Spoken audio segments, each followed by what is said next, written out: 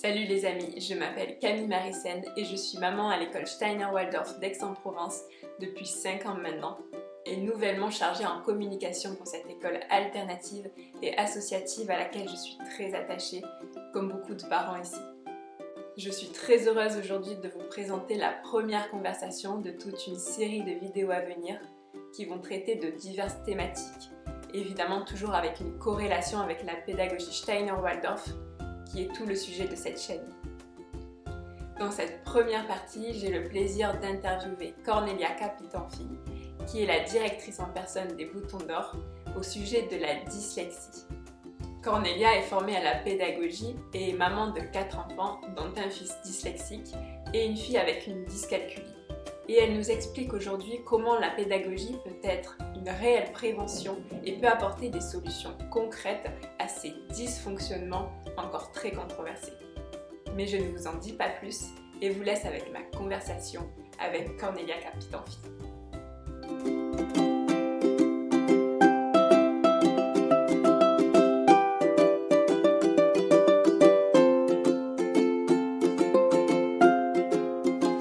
Alors bonjour Cornelia. Bonjour Camille. Tu es la directrice de l'école des Boutons d'Or.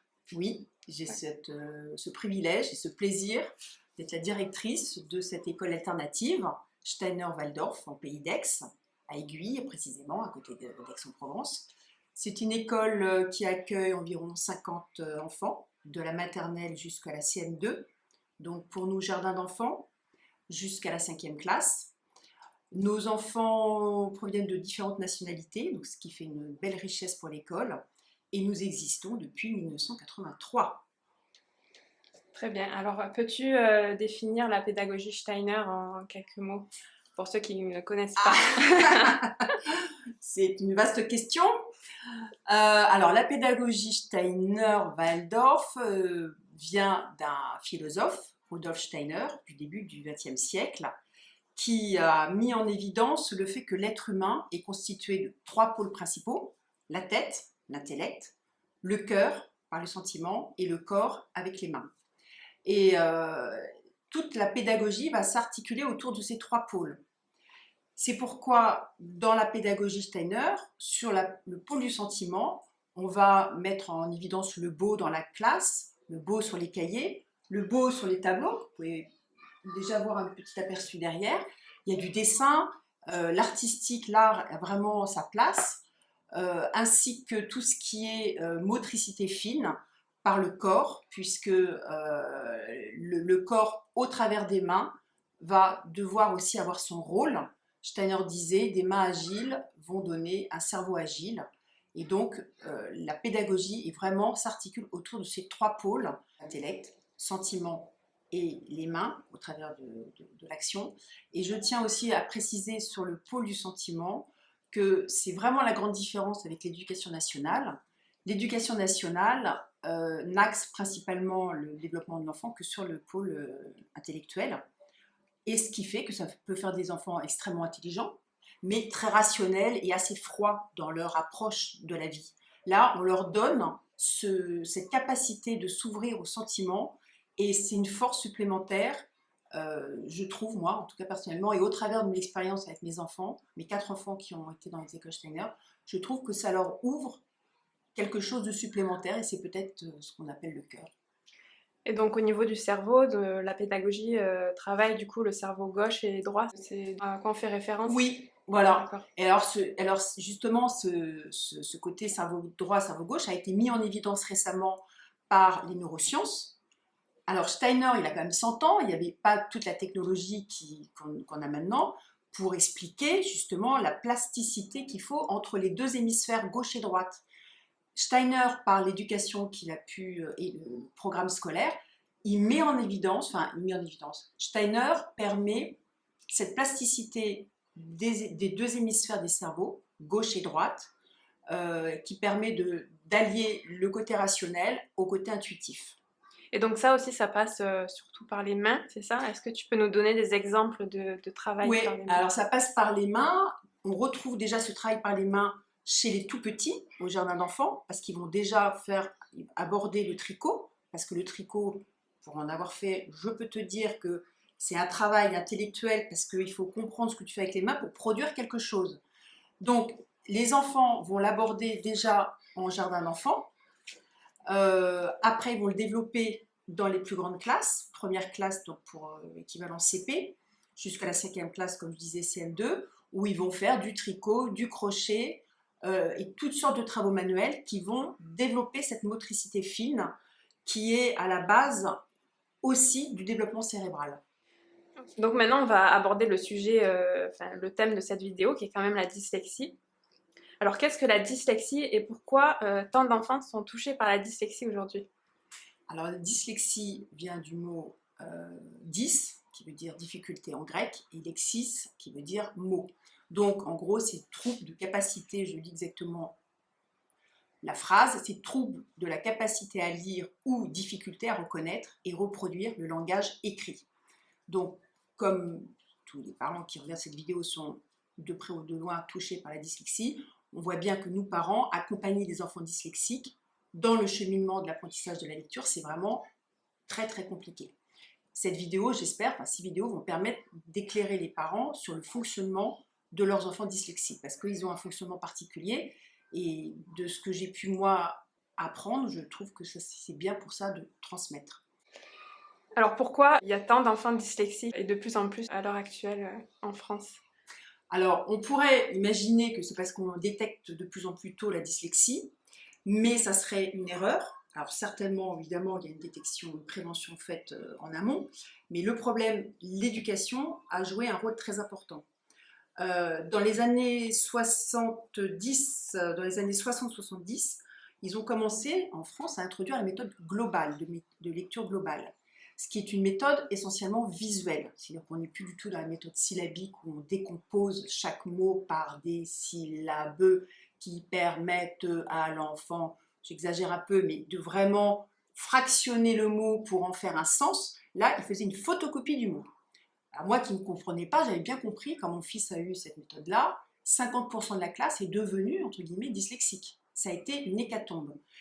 Et pour donner un exemple, c'était si ils ont mis dans leur lexique visuel le mot cornichon et qu'ils lisent Cornelia, ils vont dire et hop, ils vont basculer sur cornichon. Ils vont même pas lire la globalité du mot puisqu'ils ont appris le mot cornichon. Donc ils n'ont absolument pas appris à décomposer. Ça a fait des dégâts considérables. Dans les années 80, on a rajouté un problème qui est de la lecture silencieuse. On a demandé aux enfants de se taire. Et là, on va voir aussi les dégâts que ça fait quand on ne s'entend pas parler et lire. Ça fait vraiment, vraiment des grosses difficultés. Et le troisième point, ça j'ai pu le découvrir en rencontrant un médecin, Dr Kersia, à Beaune, à l'époque pour mon fils aussi, dyslexique, qui lui, en travaillant avec un professeur de médecine portugais, a mis en évidence au Portugal, comme au Portugal, ils avaient abandonné les pupitres inclinés au profit des pupitres plats, comme on a maintenant généralement, il y a eu une recrudescence de dyslexique. Donc lui, il a fait après toute une recherche dessus, sur le fait que les pupitres inclinés avaient leur rôle dans la prévention de la dyslexie, parce qu'il y avait moins de tension sur les nerfs. Alors, il vous expliquera mieux que moi tout ça, mais ce que je sais, c'est qu'il y a eu une recrudescence de la dyslexie à cause de l'abandon des pupitres inclinés. Et d'ailleurs, ce monsieur recommande pour les enfants dyslexiques de retravailler sur les pupitres inclinés, justement pour ces raisons-là. Donc la dyslexie, est-ce que ça touche plus d'enfants ici en France qu'ailleurs Ben oui. Oui, madame. Et pourquoi alors? Parce que le français est dite langue opaque par rapport à d'autres langues qui sont, elles, qualifiées de langues transparentes. Tout simplement parce que la langue est composée de graphèmes et de phonèmes. Donc, les graphèmes, c'est la composition des lettres, et les phonèmes, ce sont les sons. Donc, si on réduit les graphèmes et les phonèmes, c'est-à-dire que si tout ce qui est écrit est lu, on qualifie la langue de transparente, parce qu'il n'y a pas de faux amis. Ce qui est lu est annoncé, est prononcé. En revanche, en français, il y a beaucoup plus de graphèmes que de phonèmes. Je m'explique, je vais donner un exemple. Le son O, en soi, il n'y a pas de complexité. l'enfant peut vite comprendre que le rond avec une petite boucle, ça fait un O. Sauf qu'en termes de graphème, c'est-à-dire de façon d'écrire, il y a une multitude de possibilités. Donc je rappelle les possibilités du O en français, qui est donc la complexité pour un enfant qui découvre la lecture, parce que pour lui, découvrir la lecture, c'est se plonger dans un monde de codes. En fait, ce ne sont que des codes et que de l'abstraction. Donc il faut se mettre à la place d'un enfant qui tout d'un coup plonge dans l'abstraction. Je fais une petite parenthèse là-dessus en disant que c'est pourquoi dans les écoles Steiner, nous abordons la lecture qu'à partir du CP, donc première classe, parce que l'enfant a atteint l'âge dit de raison et qu'il est apte, dans sa maturité, à commencer l'abstraction. Avant, il n'est pas prêt. Donc, dans les écoles Steiner, on ne prépare pas l'écriture, mais par contre, il y a énormément d'exercices par la motricité fine qui préparent à l'écriture posée, l'écriture écrite, mais on l'aborde réellement qu'à partir de la première classe, le CP. Je referme la parenthèse. Sur l'histoire du O, donne-moi quelques exemples de O que tu connais. AU, Ouais. O avec un H ou O avec un H. EAU, AUX, AUX. EAUX. Oui. Donc, il faut aussi s'imaginer qu'un enfant qui découvre les mots sache que le son O est associé à une multitude de lettres, y compris les lettres EAUX. Comment on peut imaginer que 4 lettres ne fassent qu'un son? C'est complètement d'abstraction, parce que c'est un code. Oui, on sait que le français, c'est une langue très très complexe.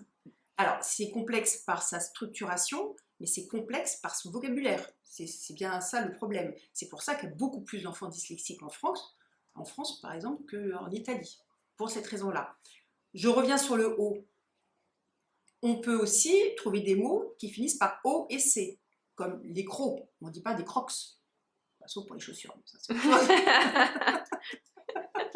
Pas de marque à la télé, s'il vous plaît. Pas de marque.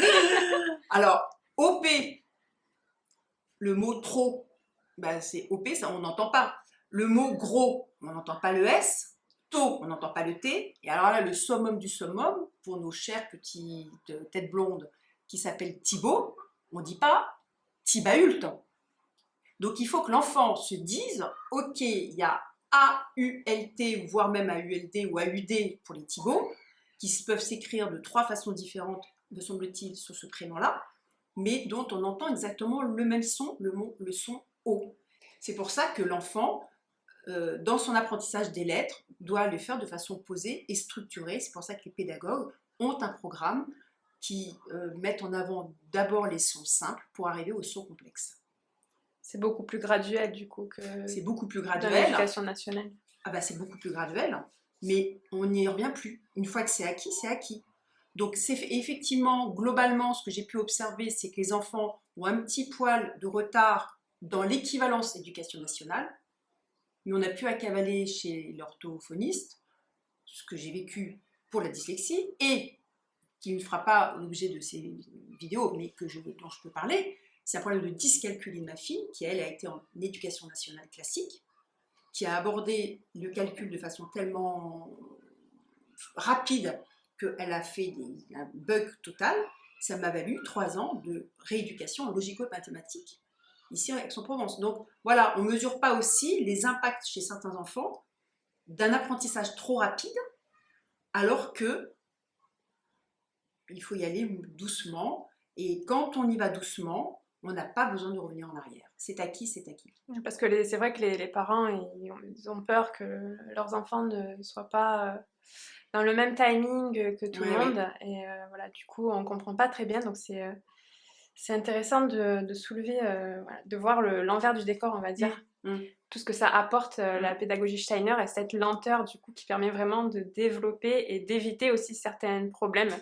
Voilà. Et la grosse question aussi qui revient des parents, c'est le passage entre les écoles Steiner et le système classique, parce qu'évidemment, la plupart des enfants font qu'un passage dans les écoles Steiner, et d'expérience, ça se fait toujours très bien. Moi, mes enfants sont toujours passés de l'un à l'autre sans problème. Ils rattrapent le petit retard, si on peut appeler un retard, ils le rattrapent en 2 secondes, mais ils sont aussi en confiance avec eux-mêmes. ils sont sereins parce qu'ils n'ont pas été notés. Donc ça, c'est aussi important. Ils engagent quand même un panneau, enfin, un pan de leur vie sans stress.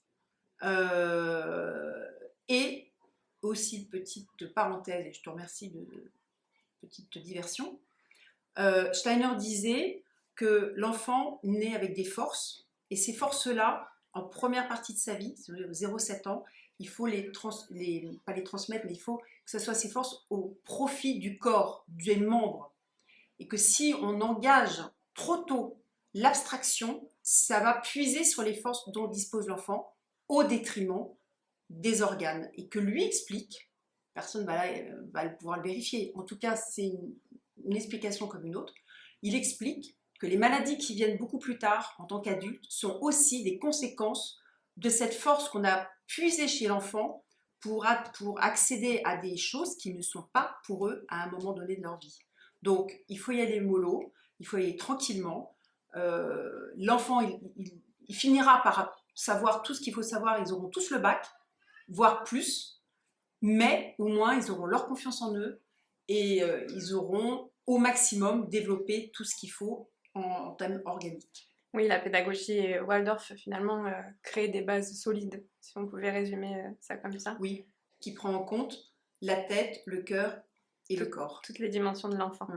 Est-ce qu'il y aurait d'autres causes? Oui, alors ça va parler à beaucoup de parents qui ont des enfants dyslexiques parce qu'on est confronté à une réelle difficulté de mode d'apprentissage et on ne comprend pas parce que pour autant ce sont des enfants intelligents, donc on ne comprend pas pourquoi ça bug. Alors, la bonne nouvelle, c'est que ça peut être aussi génétique. Et non seulement c'est génétique, mais en plus on va parler d'un don. Donc ça c'est Ron Davis, qui est un chercheur. Il a mis en évidence le fait que c'était un don parce que ces enfants-là voient naturellement en 3 dimensions. Et ça, c'est extrêmement important pour les parents qui accompagnent des dyslexiques parce qu'il faut savoir que les lettres sont en 2D. Et l'enfant naturellement dyslexique voit en 3 dimensions. Ce qui fait que la lenteur du déchiffrage vient du va-et-vient permanent entre sa 3D innée et la 2D. Et donc, il y a des microsecondes qui font que dans l'ajustement, il y ait du mal à lire la lettre qui est à plat. C'est pour ça qu'on recommande aussi, y compris dans les écoles Steiner, pour ces enfants-là, de travailler la lettre en pâte à modeler parce qu'elles vont pouvoir le faire en volume. Donc, ils vont aborder la lettre en volume de façon à ce qu'ils aient tout de suite une perception de la lettre en 3D comme ils l'ont dans leur tête. Et c'est important aussi de savoir que les enfants dyslexiques, naturellement, ont une pensée imagée. La pensée imagée est 1000 fois plus rapide qu'une pensée structurée par le langage. Donc, ils voient tout en images. Et c'est ce que Ron Davis est un chercheur américain qui a travaillé lui-même sur sa propre dyslexie. Il avait un QI, je crois, de 150, donc ça commençait à faire, sauf qu'il était incapable de lire et d'écrire. Donc il a fait ses propres recherches sur lui.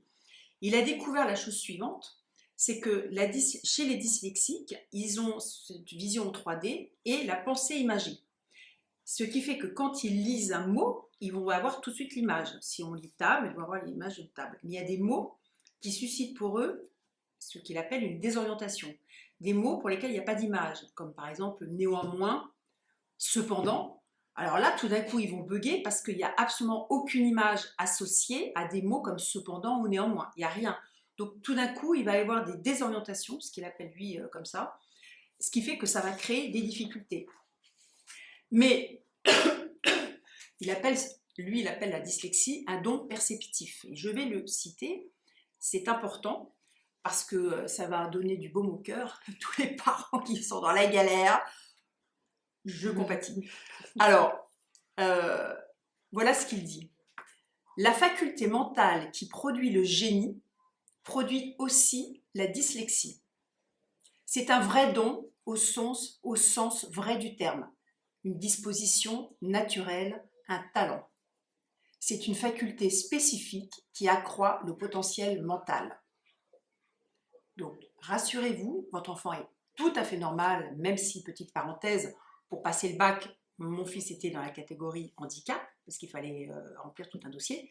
Des Il étiquettes. n'empêche que... Pardon? Des étiquettes. Des étiquettes. Tout ce qu'on évite dans les écoles Steiner, mais des étiquettes. Mais là, pour le coup, quand on sort de, quand on sort de la pédagogie et qu'on passe le bac, voilà, les étiquettes arrivent. Donc, les enfants, ces enfants-là, ont une vision en 3 dimensions et on fera l'observation que ce sont des enfants qui sont souvent très doués dans une matière artistique, qui ont une vue naturelle en 3D, donc souvent des métiers d'ingénieur ou d'architecte, parce qu'ils ont naturellement cette faculté qui nous échappe, parce que nous, on est encore une lecture en 2 dimensions. Et qui n'est pas reconnue par l'éducation nationale, mais qui est valorisée par la pédagogie Steiner-Waldorf. Voilà, tout à fait. Qui est valorisée parce qu'on sait que ça existe, parce qu'encore une fois, quand on veut éviter ce problème-là, qui est un problème d'importance, on va faire travailler les enfants en 3 dimensions, et après on va mettre en place un certain nombre de choses qui peuvent être une réelle prévention à la dyslexie. Les modes d'apprentissage en font partie, on va aussi développer ça un peu plus tard. Finalement, qu'on soit dyslexique ou pas dyslexique, chez Steiner, la méthode d'éducation est la même. Et du coup, les enfants dyslexiques ne se sentent pas différents des autres. Alors non seulement ils ne se sentent pas différents, mais ça évite... Alors, quand je reprends, quand un enfant il naît avec des facultés de dyslexie, la pédagogie va accentuer ou pas. Donc il y a la pédagogie qui est un facteur exogène. La pédagogie rend un enfant dyslexique. On l'a vu dans la classe de mon fils où 50% des élèves étaient dyslexiques. Et il y a les facultés de naissance, l'enfant est dyslexique. Mais la pédagogie en général accentue tous les problèmes. Donc un enfant qui ne l'est pas va le devenir, et un enfant qui l'est va devenir encore plus. Là, la méthode de l'éducation Steiner, alternative Steiner-Waldorf, est une méthode que je développerai plus tard pour expliquer à quel point cela évite la dyslexie. Évidemment, si on accueille un enfant dyslexique, on va encore plus avoir de façon de petits trucs et d'éléments éducatifs pour l'aider, mais ça va être aussi une prévention. Donc ça va éviter les problèmes de dyslexie, voire même de dyscalculie, comme j'ai pu moi rencontrer avec... Et on va exploiter son don plutôt que de mettre en lumière la contrainte de la dyslexie. C'est tout l'enjeu parce que effectivement, quand on va après décrire pourquoi on fait ce genre d'exercices qui sont des dessins de forme, en quoi ces dessins de forme est un apprentissage sur les lettres. On va s'apercevoir qu'avec tout ce qu'on peut donner comme outil à l'enfant, y compris dans les dessins de forme qu'on voit sur le tableau, ça va être du travail pour les enfants, des hémisphères gauche et droite. On va travailler sur tous les plans, la latéralité, le gauche-droite, bas-haut et devant-derrière. Donc on va travailler sur les 3 plans qui sont les 3 plans innés du dyslexique. Et pour les autres, c'est un travail qui permet que le corps s'y retrouve dans l'espace. Du coup, on va enchaîner avec ce sujet-là. On voit bien chez Steiner-Waldorf que tous les enfants n'ont pas le même mode d'apprentissage. Alors, nous, on l'a vu, enfin, on le sait, et on le voit d'autant plus. L'intérêt de cette pédagogie, c'est qu'elle s'adresse à tous les enfants, quel que soit leur mode d'accès à la connaissance. Je m'explique. Antoine de la Garandrie avait fait des travaux autour de 3 types d'enfants, les visuels, les auditifs et les kinesthésiques. La majorité des enfants sont kinesthésiques, donc mouvement du corps, après les auditifs et très très peu des visuels. C'est pour ça que dans la méthode globale, ça va être une catastrophe, parce que cette méthode globale étant une méthode que visuelle, ça n'a fait que rentrer dans le mode de compréhension que des enfants visuels, c'est-à-dire 5%. Les autres, 95%, ça a été un massacre. Donc heureusement, ils ont abandonné, mais je ne sais pas si c'est encore abandonné complètement. Donc il y a 3 modes d'apprentissage, d'entrée, d'accès à la connaissance, comme je disais, visuel, auditif et kinesthésique. L'intérêt de la pédagogie Steiner, c'est qu'elle va pointer du doigt sur les 3 aspects. À la fois, l'enfant va entendre, parce que le professeur va raconter une histoire, donc tout est raconté je ferai une vidéo aussi sur le déroulé d'un cours pour montrer à quel point l'auditif a vraiment son importance. Le visuel, parce qu'on va s'appuyer évidemment sur du visuel avec ce qui est marqué au tableau, avec tout ce que l'enfant va écrire sur son cahier va être sur le tableau. Et le kinesthésique, parce que dans le cadre de la pédagogie, et souvent le matin, pour la plupart de tous les cours, d'ailleurs, tous les cours commencent le matin par la partie rythmique. C'est-à-dire que la partie rythmique, c'est une entrée en matière de la partie cérébrale par le corps. Donc par exemple, les enfants sont en rond, ils vont une balle, ils vont se lancer la balle, et en même temps qu'on lance la balle, ils vont faire des tables de multiplication. Donc la prof va dire 2 x 5, et elle lance la balle, et l'enfant qui reçoit la balle va donner le résultat. Voilà, ils sont dans l'apprentissage en même temps du corps, et donc c'est ça qui est extrêmement important dans cette pédagogie, que les autres pédagogies ne mettent pas assez en avant, c'est que l'enfant, par ses modes d'accès, il a accès à sa connaissance parce qu'on a à la fois du visuel, de l'auditif et du kinesthésique qui répond aux besoins de l'enfant. Ça vient profondément s'ancrer dans le corps, quoi. Et ça vient profondément s'ancrer dans le corps. Et c'est pour ça que la plupart du temps, et d'ailleurs une petite parenthèse, et j'ai trouvé ça très rigolo, que mon fils, donc, qui a vécu ici au primaire, donc, qui a fait sa dernière année de maternelle et tout le primaire dans cette école. Maintenant, il a 13 ans. Quand il revoit ses tables de multiplication, quand je lui pose une question, il y a des moments où il ne sait plus, il va la retrouver par les mouvements qu'il faisait du corps. Donc, l'exemple des tables de multiplication pour mon fils, c'est vraiment ça. C'est qu'à un moment, quand il a un oubli de ses tables de multiplication, il arrive à la retrouver par le corps. Parce que quand il apprenait, donc il commence par... ils vont toucher les pieds, les chevilles, les genoux, etc., avec 2 x 5, 5 x 1, 5, 5 x 2, 10, etc. Donc il faut faire toute la montée du corps. Après, ils vont faire 5 x 10, 50, 5 x 9, etc. Hop, ils vont redescendre. Et mon fils, quand il a un trou de mémoire, il va refaire le geste qu'il faisait avec sa pédagogue. C'est-à-dire qu'il va refaire le mouvement. Donc il ne va pas le sortir, évidemment que si, il les connaît par cœur, mais quand il a un bug, il a de nouveau ce geste qui lui revient, qui est vraiment propre de la pédagogie, c'est qu'on associe vraiment le geste à l'apprentissage intellectuel. Et c'est une réelle prévention de la dyslexie. Est-ce que c'est pas ça, du coup, qui permet à l'enfant de garder des souvenirs ancrés jusqu'à la fin de sa vie, quoi? Une fois, on avait fait une conférence, figure-toi, et on avait passé en revue toutes les personnes qui étaient là, pour savoir quel était le meilleur souvenir d'enfance de ces personnes-là à l'école. Pas une personne ne m'a dit « Ah, c'est quand j'ai eu 20 sur 20 ». Pas une. Le meilleur souvenir, c'est quand ils ont vécu quelque chose, ou parce qu'ils avaient fait quelque chose avec les mains, ou avec le corps comme une pièce de théâtre, ou le chant, ou raconter quelque chose. Mais les meilleurs souvenirs, et j'invite toutes les personnes qui nous regardent à se poser la question pour savoir qu'est-ce qui est la meilleure pédagogie pour leur enfant. Le meilleur souvenir, c'est quand l'enfant a fait quelque chose avec son corps, il a produit quelque chose et il est fier de ce qu'il a produit. On n'est pas forcément fier d'une bonne note. On est fier de la bonne note parce qu'on va faire plaisir à papa-maman, on va faire plaisir aux grands-parents. Mais la vraie fierté, c'est celle qui vient du cœur. Et c'est pour ça aussi que cette pédagogie touche le cœur, parce qu'on est fier de ce qu'on produit dans sa globalité d'être humain.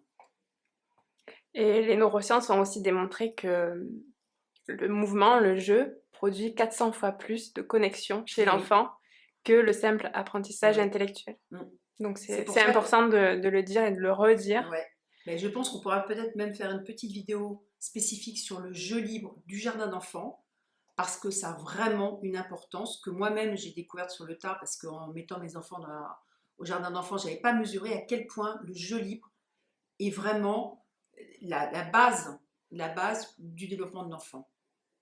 Bon, merci Cornélia pour toutes ces informations. Et puis on se retrouvera pour une prochaine vidéo. Avec plaisir. Voilà. À bientôt. À bientôt.